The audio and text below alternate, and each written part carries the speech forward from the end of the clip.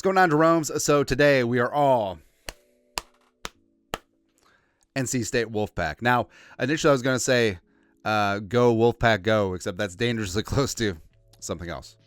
But NC State, 11 seed, making it to the Final Four, knocking out in-state rival Duke. It's a beautiful thing. First Final Four since 1983, Jim Valvano and company. So love to see it, man. Love to see it. Also, DJ Burns. So he's listed at 6'9", 275. Baloney, man. All right, so I'm on board. Like, hey, let's turn DJ Burns into a left tackle, man. He's got that footwork. I don't know if he's going to work out in the league. Who knows, man? But NC State, they're a lot of fun, and glad to see them busting brackets and getting things done. Now, if they can just knock off Purdue and the massively overrated Zach Edey, just one time. That's it. Just. All right, so today is April 1st, and yes, Greg Jennings did ruin April Fools. So Greg Jennings is the reason why any report you see, any news thing, any blah, blah, blah, has to be triple, quadruple, double-checked and authenticated. Because remember that back in the day. So Greg Jennings, after the Vikings cut his ass, is just like, hey, I'm signing somewhere. So Greg Jennings is basically saying that, he's going to tease this on this new social media app, and then it was just like April Fools. So just ridiculous, man. If you remember, this is back in 2015. Man. Those are dark times. Anyways, yeah, but Greg Jennings, I don't know what it is.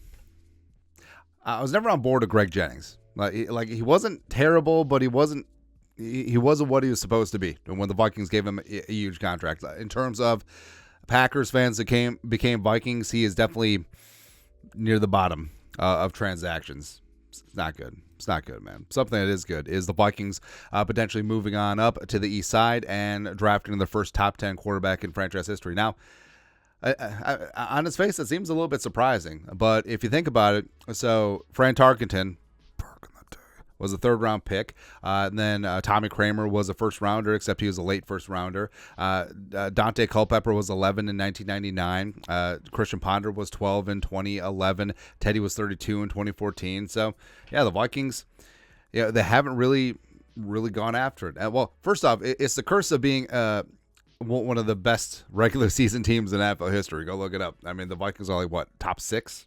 Top 7 in terms of regular season winning percentage. So you're never like in the stratosphere to gamble on one of the quarterbacks. And also, I mean, you don't have to be in the top 10 to find a quarterback. We've certainly found that out too. But now the Vikings are sitting at 11 again. Will they move up? So we put it out to you, the people. Poll results.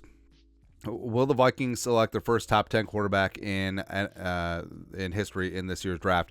84% of the 6,300 Jeromes voted said yeah, and I think it's likely to. I think that the Vikings will make a move. I think that they have the ammo and they have the capital in place to make said move, and it's got to be attractive to rebuilding teams like the Patriots, like the Cardinals, and also like maybe not rebuilding but retooling teams like the Chargers, and also I think the Commies are just going to stick and pick and take a quarterback. So I think we're looking at 3, 4, 5, but yeah, I think the Vikings certainly could make their move, and depending on how the board breaks, whether it's May, Daniels, McCarthy, or they want their choice of them, just go get them. Just go get your guy. And I think that Kwesi and Kevin O'Connell have been consistent, is that they want to be aggressive and go after it. Like they wanted Anthony Richardson last year, but the jump from 23 to 3, it's kind of a big jump. But here we are. So yeah, I think that's something to certainly get done.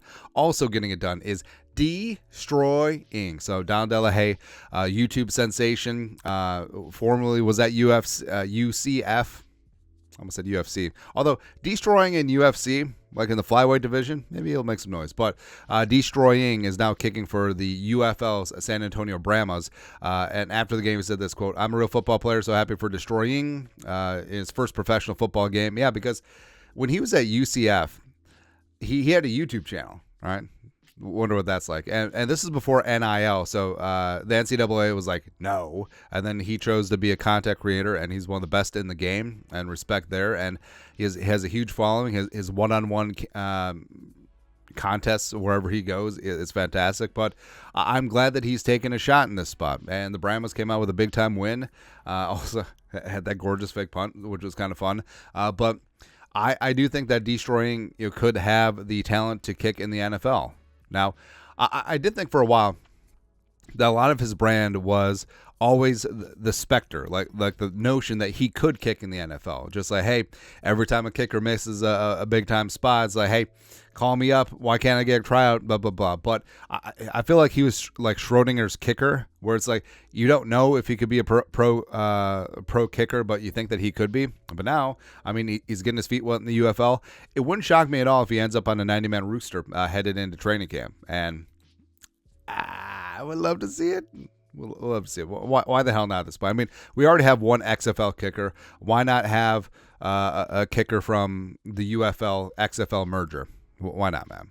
Why not? Speaking of trading up, so Pro Persuasion put this together. According to Dan Graziano, ESPN, the Vikings and Raiders are the two teams most strongly believed to be preparing to make a big jump if the quarterback they like is still on board. Which quarterback do you like the best?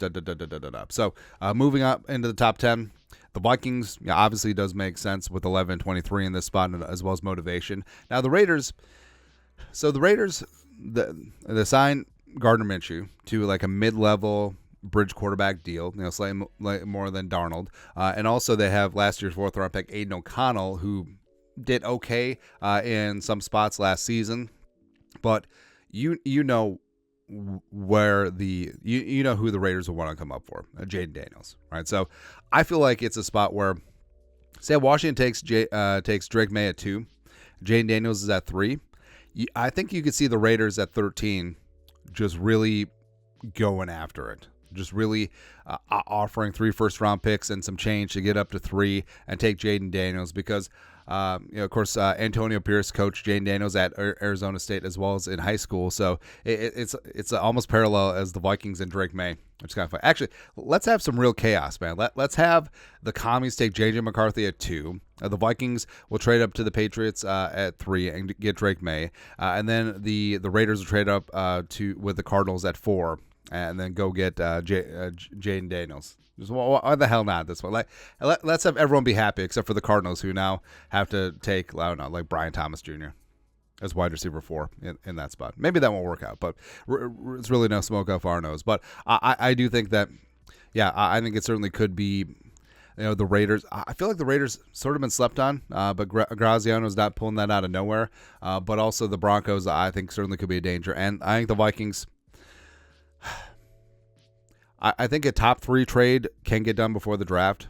I think 4 or 5, that has to wait until draft night. All right, but I feel like the Vikings are running the risk of getting boxed out, but also I know that Kwesi won't give away the store. Like, he won't enter a bidding war, and I respect that. It's exactly the line that he took with Kirk Cousins this last offseason. So we'll see. Next. All right, so Brad Spielberger, he of the famous Spielberger trade chart. So he did up a mock draft over at PFF, and the Vikings, they did trade up to 4, and they took J.J. McCarthy. Now, I wrote some interesting stuff and stuff about J.J. Trade. Actually, excuse me, they traded up to 5 with the Chargers. So Kwesi hollers at his former guy, Jim Harbaugh, and Harbaugh. It's like at the wedding when the father gives away the daughter. It's Harbaugh just giving away his son to the Vikings. Holy matrimony. Trade. Vikings get number 5. Chargers receive 11, 23, and a 2025 third-round pick, which I would be fine with. And that's one of the nice things about if the Vikings trade to 4 or 5, they may not have to part with that future first. Where I think if it's 3, I think that's going to be part of the deal. Blah, blah, blah. Letting quarterback Kirk Cousins sign up for agency with the Atlanta Falcons had 2 benefits for the Vikings. First, the Falcons, who were slated to select 8 overall in this year's draft, would no longer look to trade up in the draft for a quarterback. Atlanta was arguably the one obvious team ahead of Minnesota in the trade-up sweepstakes, and now the Vikings are in the pole position. I mean, the Giants could go either way at 6. Second, the Vikings are currently slated to receive a third-round compensatory pick for Cousins in next year's draft, as well as another for edge rusher Danielle Hunter's departure, making their own 2025 third-round pick that we include in this trade more expendable. Now, over the cap projects only 1, but we'll see.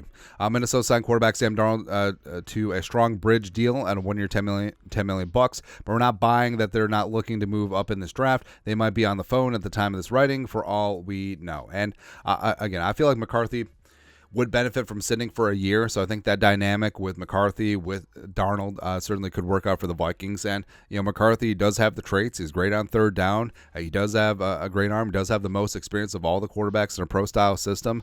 And I think things could certainly work out. I think it's a great landing spot for him. Speaking of landing spots, so 2 off seasons ago, last off season, 2 off seasons, doesn't matter. Anyways, Adam Thielen was basically given the ultimatum from Kwesi and company. We're just like, hey, pay cut or cut.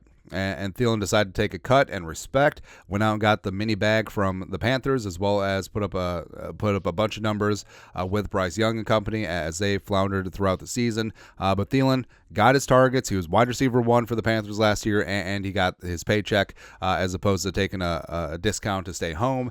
But on the opposite end of things, Harrison Smith took a massive pay cut, from 14 down to 7, and now he's doing the same thing again this offseason to stay in purple, and Thielen's got some mad respect for him. So Thielen, talking to the Star Tribune, put together by Vikes fan page, Adam Thielen and Harrison Smith, quote, "I'm so happy for him. He is a staple of Vikings football. Being able to play with him for 10 years, you understand why, the impact he makes with his teammates, the community, and the way he approaches the game, and the way he changes the game, and the way he's still doing it." So, big time respect there. Of course, the Vikings and the Panthers squared off. Hey, the Vikings got their first win of the season, 1-3 against Carolina. So it is good, but it would have been nice, like. Yeah, I mean, the pride of Mankato State University Community College. Oh, by the way, yes, I know that they won 2 national titles in basketball, men's and women's, but we haven't acknowledged it because screw them. That's all. Go Winona State. But Thielen, it's hard to judge a player getting a little bit more money. I mean, careers are short, and you have a chance to make generational changing money when you can do it. But, I mean, it would have been kind of nice if Thielen was a one-club man, right? And I know that Thielen leaving precipitated the Vikings taking Jordan Addison, and if Thielen stuck around, maybe they go a different round in the first round. Who knows? Who knows, man? But either way, like I know that some fans are still kind of put off, by the way that the Thielen divorce went down with the team, but sort of is what it is. Time heals all wounds. Thielen will be welcome back. He'll be first ballot Ring of Honor inductee, and he'll be good to go. Like he's still Mr. Minnesota. He's still the pride of Detroit Lakes, Mankato State University, $500 scholarship, UDFA walk-on, blah blah blah blah blah blah. He's all that stuff, man. But again, I'm glad that Harrison Smith is sticking around, and Harrison is really cementing his spot as one of the all-time great Vikings. A one club, one team man. That's the way to go. That's the way to go, man. But your thoughts are thoughts. Vikings news dump for this beautiful Monday. Again, don't believe anything unless you triple check it. Actually, Kwesi making the big time trade in the draft on April Fool's Day would be hilarious. Well, it would be so fantastic. Like above like 5th level dimensional 3D chess underwater thinking.